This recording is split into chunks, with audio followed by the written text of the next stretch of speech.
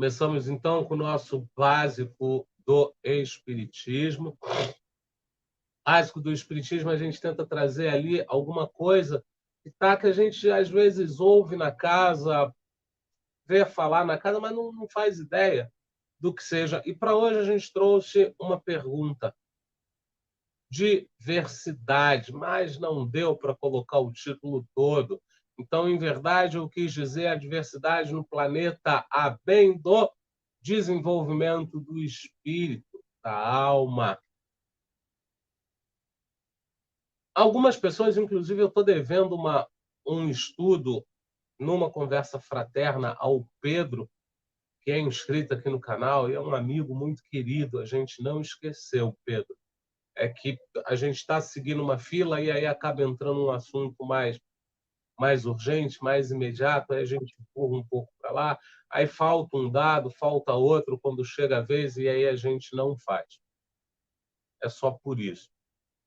Mas algumas pessoas perguntam, Aderlei, como assim? Eu tenho países extremamente ricos, países extremamente pobres. A gente tem na nossa história do planeta, a gente tem os povos antigos que nasceram na África e aí foram se multiplicando, né, naquele sistema nômade, eles começaram a andaram para o Oriente, a Índia e tal. E depois disso vieram as civilizações. Em vindo as civilizações, eles deixaram de ser nômades para serem civis, né? Civil de civilizado.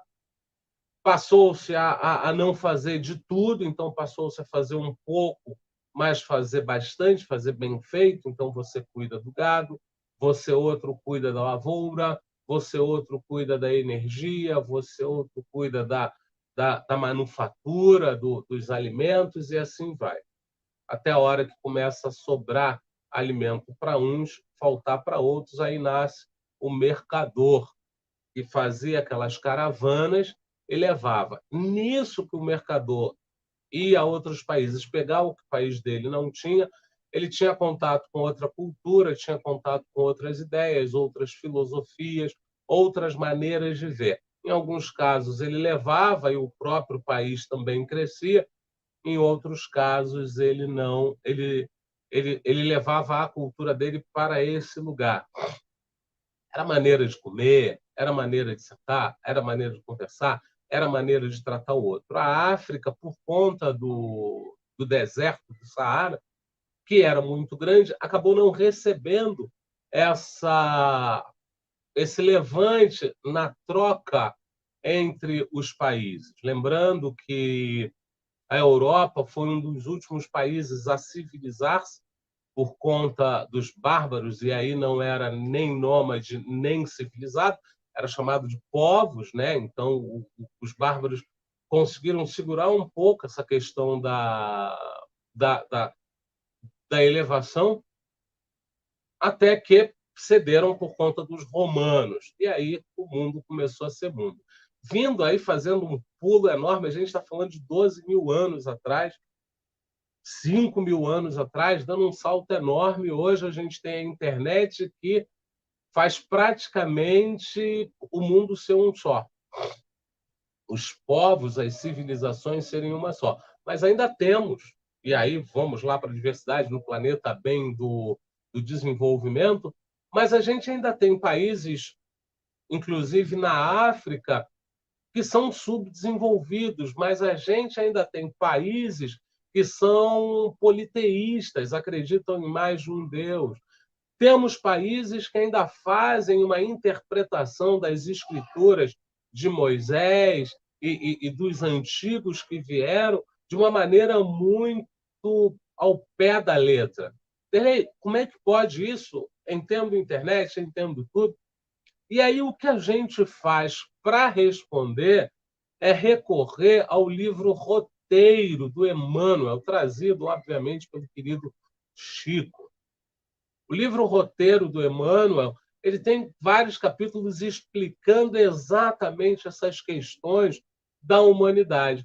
E para explicar essa diversidade trazida, né, por que que um país é atrasado, por que que o outro é adiantado, do ponto de vista espiritual, a gente vai pegar uma parte do capítulo 9, o grande educandário. E o próprio nome já nos deixa claro quem é a Terra, o grande educandário.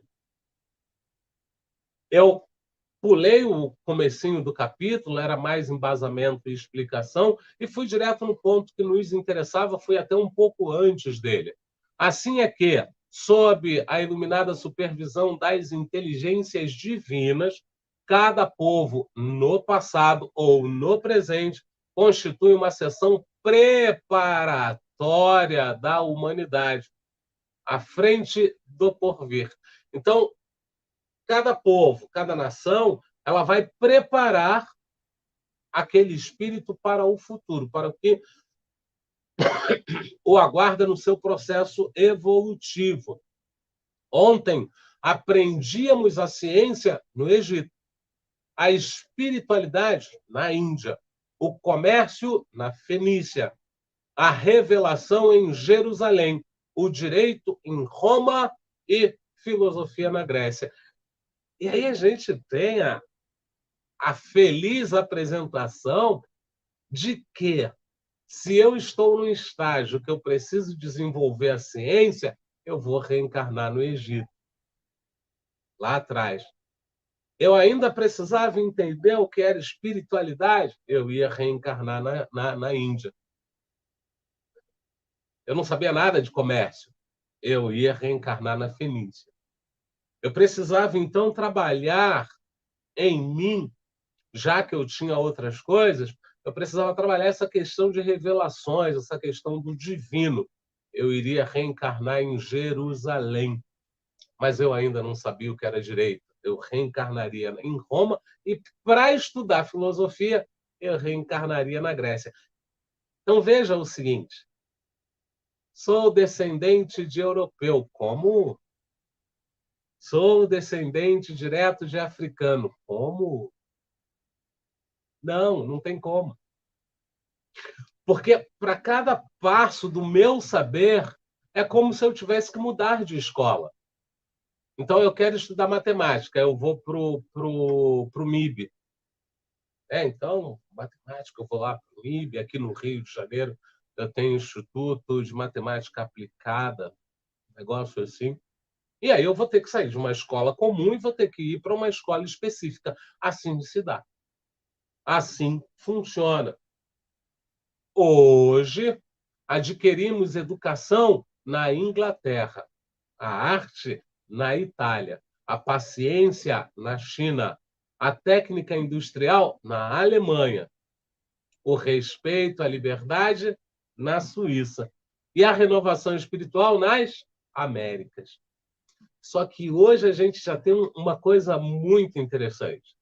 Como hoje os espíritos evoluem um pouco mais rápido do que antes, dado o avanço da inteligência, dado o avanço da disponibilidade, disposição para evoluir, eu posso estar adquirindo educação na Inglaterra e, ao mesmo tempo, pelas mídias sociais, eu ter contato com a arte na Itália, a paciência na China. Pô, como é que esses caras conseguem ser tão pacientes, tão focados, tão disciplinados? E aí eu vou lá e pesquiso e tenho acesso a isso. O YouTube mesmo, gente. Eu estou no Rio, a Silvia está em São Paulo, a gente não conseguiria, se não fosse o YouTube, trabalhar juntos. Não conseguiríamos. Ah, Silvia, tudo bem, tudo bem. Olha, eu estou fazendo um estudo aqui no Rio. Pô, legal, cara, bacana. Eu não quero fazer estudo em São Paulo, mas eu adoraria ajudar no estudo. E a internet possibilitou isso.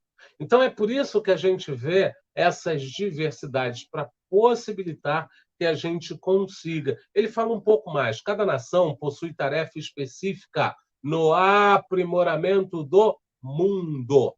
E ainda mesmo quando os blocos raciais, em desvairo, se desmandam na guerra, movimentam-se à procura de valores novos no próprio engrandecimento. Então, mesmo quando eu não me conecto a outros povos internamente, eu estou desenvolvendo os meus valores. É através do choque, ele aqui usou a guerra, né? Então eu tenho um choque ao ver um amigo querido, está na batalha comigo há um tempão, de repente ele perde a perna. Aquilo me faz refletir acerca do motivo da guerra. Eu perdi uma pessoa querida. Eu não consigo voltar para a família que eu tanto amo. Aquilo me leva a uma reflexão. Então, mesmo estando isolado, eu ali naquele contexto, eu vou ter material para refletir e me possibilitar a mudança. Nos círculos do planeta, vemos as mais primitivas comunidades dirigindo-se para as grandes aquisições culturais. A gente tem na África o Ali Farka Touré. Quem não conhece, eu recomendo demais. É um africano, manda super bem no jazz, e é de uma serenidade que não parece ser da onde ele vem. Então, mesmo nos círculos do planeta, mesmo sendo uma comunidade primitiva, o espírito há de elevar-se. Ele vai, às vezes, sem qualquer conexão, e a gente vê muito isso. O livro dos médiuns fala muito disso, né? Que quando tem que acontecer algo, ele acontece ao mesmo tempo em diferentes lugares. Kardec estudava espiritismo na França, já tinha gente estudando em outros lugares. Kardec foi lá e foi quem trouxe mais informações. Mas já tinha outras pessoas ali em busca daquilo. O que acontece aqui? O que é isso? Porque acontece. São manifestações em vários lugares, né? Se é verdade que a civilização refinada de hoje voa pelo mundo, contornando-o em algumas horas, caracterizando-se pelos mais altos primores da inteligência, possuímos milhões de irmãos pela forma, infinitamente distantes do mundo moral. Então, a pessoa compra aquilo a X, todo mundo bota um peteleco em cima e revende, ela simplesmente não respeita o outro e revende por Y 2 vezes mais, 3 vezes mais. Em qualquer lugar civilizado, as pessoas não venderiam material com data de validade vencida e essa pessoa ela simplesmente nem bota a data de validade para poder vender enquanto estiver na prateleira. Isso é só um exemplo. Vamos para o nosso... Dei o exemplo material, vamos para o nosso exemplo emocional. Em alguns lugares já se tem a consciência de que roubar não é bom, chantagear não é bom, e aquela pessoa, naquele local, a coisa mais comum é um chantagear o outro e um não perder a oportunidade de roubar o outro. É isso que ele diz, ó, infinitamente distantes do mundo moral. Quase nada diferindo dos irracionais, não conseguindo ainda fixar a mínima noção de responsabilidade. Responsabilidade. E é isso.